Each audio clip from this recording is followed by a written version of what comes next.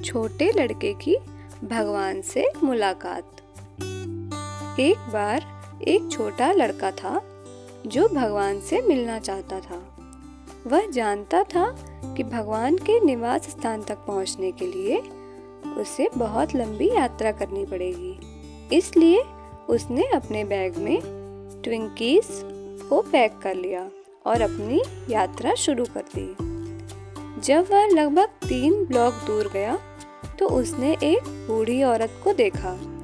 वह पार्क में बैठी हुई कुछ कबूतरों को देख रही थी।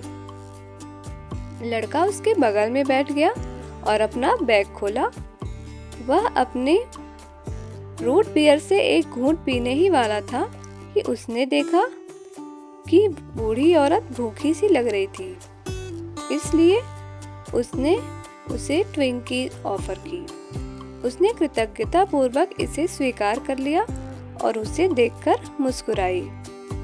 उसकी मुस्कान इतनी सुंदर थी कि लड़का उसे फिर से देखना चाहता था। इसलिए उसने अपनी ट्विंकीज उसे फिर से दे दी और एक बार फिर वह उसे देखकर मुस्कुराई।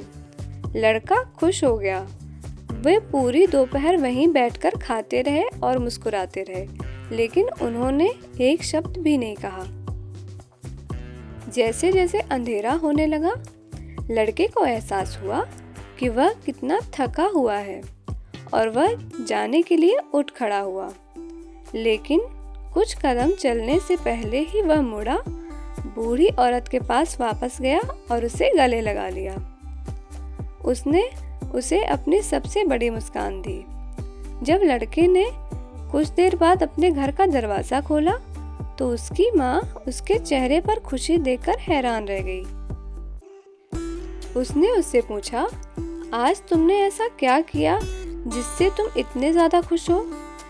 तो उस लड़के ने जवाब दिया, मैंने भगवान के साथ दोपहर का भोजन किया।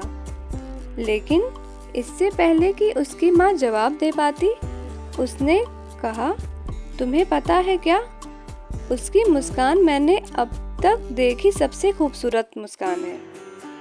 इस बीच बूढ़ी औरत भी खुशी से झूमती हुई अपने घर लौट आई।